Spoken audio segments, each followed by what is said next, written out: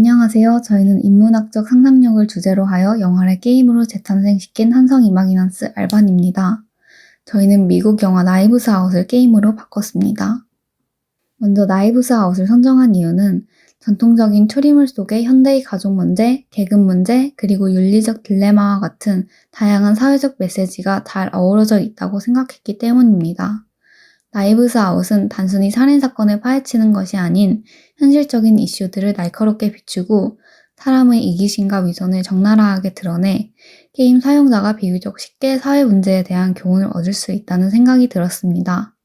그리고 밀실 속 추리라는 설정이 긴장감을 높여 사용자의 몰입감을 극대화시키기에 적합하고 저희가 의도한 열린 결말을 잘 담아낼 수 있는 한 가지 단서에도 여러 해석과 논의가 가능한 작품이라고 생각해 나이브스 아웃을 선정하게 되었습니다. 나이브스 아웃은 여러 용의자와 단서들이 한 공간에 밀집되어 있어서 사용자가 너무 넓게 탐색하지 않아도 다양한 정보를 얻을 수 있다는 점에서 게임에 최적화된 구조를 가지고 있습니다. 사용자가 직접 단서를 탐색하고 수집해 추리를 진행하기 때문에 작품과의 상호작용이 효과적으로 이루어집니다. 게임에는 9명의 인물이 등장하지만 저희는 주요 용의자를 4명으로 설정했습니다. 다만 사용자의 해석에 따라 예상치 못한 인물이 범인이 되거나 마지막에 집을 차지할 수 있도록 설계했습니다. 이렇게 정해진 답이 없기 때문에 여러 전개와 결말을 보기 위해 게임을 반복 플레이하게 되는 장점이 있습니다. 온라인 게임 외에 보드게임도 고려했지만 영화 속 분위기와 단서 구조, 인물들 간의 다양한 상호작용을 구현하는데 한계가 있다고 느꼈습니다. 게임으로 만들며 흐름이 끊기지 않고 복잡한 추리 구조를 보드판이나 카드에 제한받지 않으면서 사용자가 단서를 원하는 공간에 자유롭게 나열하고 메모지를 이용해 분석하는 방식이 더 매력적이라고 생각해 게임으로 재탄생시켰습니다. 영상을 보여드리기에 앞서 먼저 게임 속 등장인물들을 소개해드리겠습니다. 게임에는 여러 인물이 등장하는데요. 먼저 할런 트롬비라는 인물이 있습니다. 할런은 베스트셀러 미스터리 작가로 자신의 85번째 생일 파티 다음날 숨진 채 발견됩니다. 게임 속 살인사건의 피해자로 사건의 핵심 인물이라고 할 수 있습니다. 그리고 할런의 어머니 그레이트 나나 와네타가 있습니다. 나이가 굉장히 많지만 가족도 정확한 연세를 알지 못합니다. 할런에게는 3 자녀가 있는데요. 첫째 딸 린다는 부동산 회사를 운영하고 있고 린다는 리처드와 결혼해 휴 랜섬을 아들로 두고 있습니다. 둘째 아들의 아내는 조니로 스킨케어 회사를 운영하고 막내 아들 월트 트롬비는 아버지 할런의 출판 회사를 운영하고 있습니다. 마지막으로 마르타 카브레라는 할런의 담당 간병인이고 프레는 할린의 자택에서 일하는 가정부입니다. 원작 영화 속에는 할런 트롬비가 자신의 85번째 생일 다음날 자신의 서재에서 자살한 채 발견됩니다.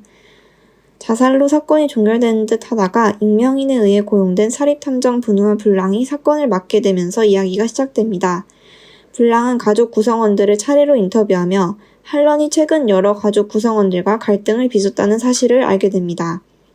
사위 리처드는 외도를 들켜 할런에게 협박당했고 둘째 며느리 조니는 딸의 학비를 빼돌려 용돈이 끊겼으며 막내 아들 월트는 아버지 출판사 운영직에 해고되는 등 드러나지 않은 여러 사실들이 있었습니다. 블랑은 마르타가 거짓말을 하면 구토를 하는 특이한 증상을 갖고 있다는 사실을 알고 마르타에게 가족의 비밀을 캐내기도 합니다.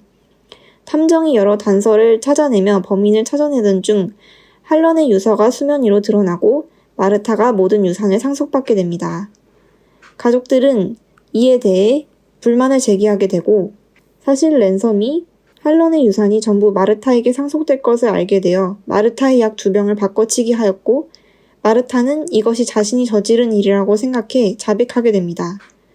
하지만 이후 랜섬이 진범임이 밝혀지면서 마르타가 무죄임이 밝혀지게 되고 진범인 랜섬은 경찰에 인도되고 영화는 할런의 유산을 상속받은 마르타가 할런의 저택 테라스에서 가족들을 내려다보며 끝이 나게 됩니다. 이제 영상을 함께 보시겠습니다.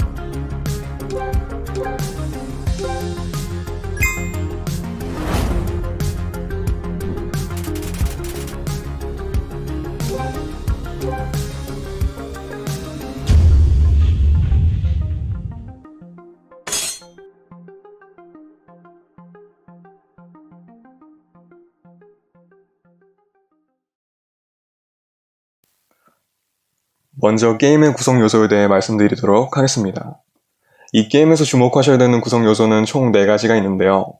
첫 번째는 행동력 시스템이라고 하는 것입니다.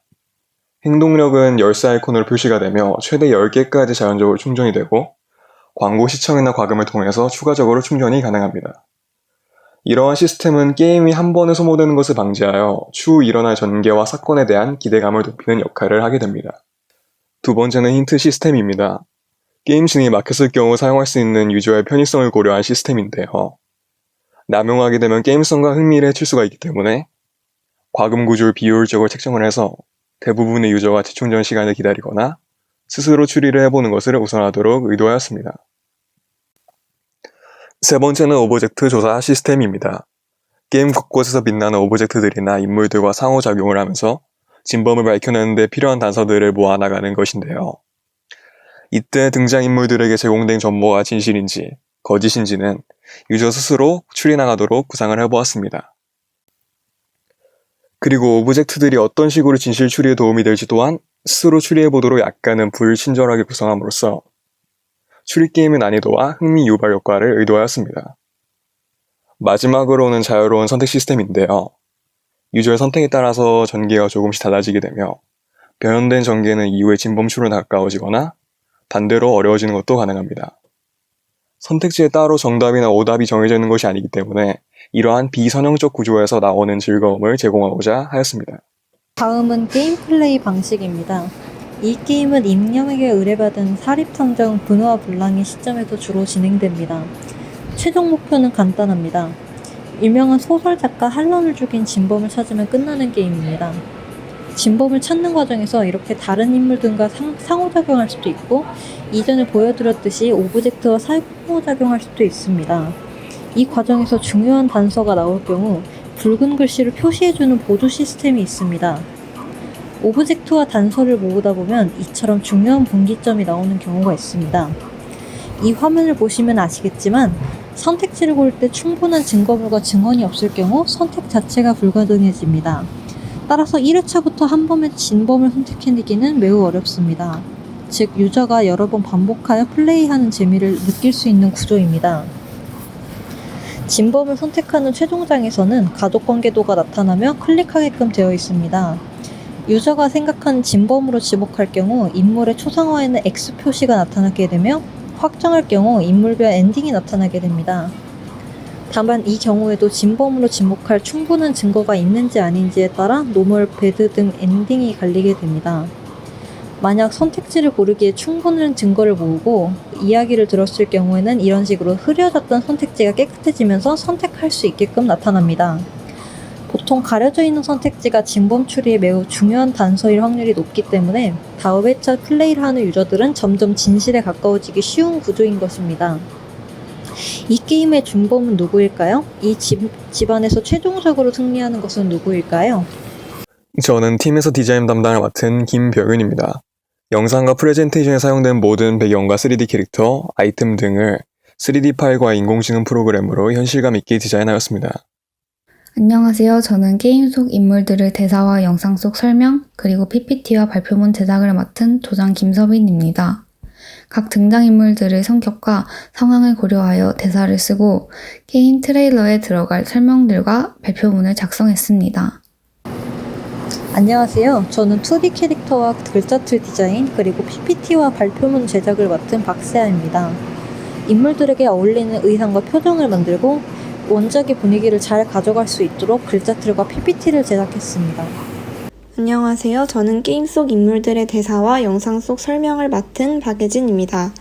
각 장면별로 인물의 감정과 사건의 긴장감이 잘 전달되도록 대사를 구성하고 게임 트레일러가 보는 사용자의 흥미를 돋굴 수 있도록 설명을 작성했습니다.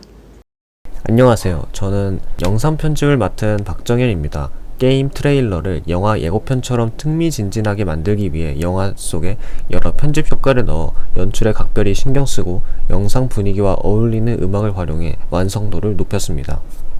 지금까지 저희 한성 이마기넌스 알반의 발표를 들어주셔서 감사합니다.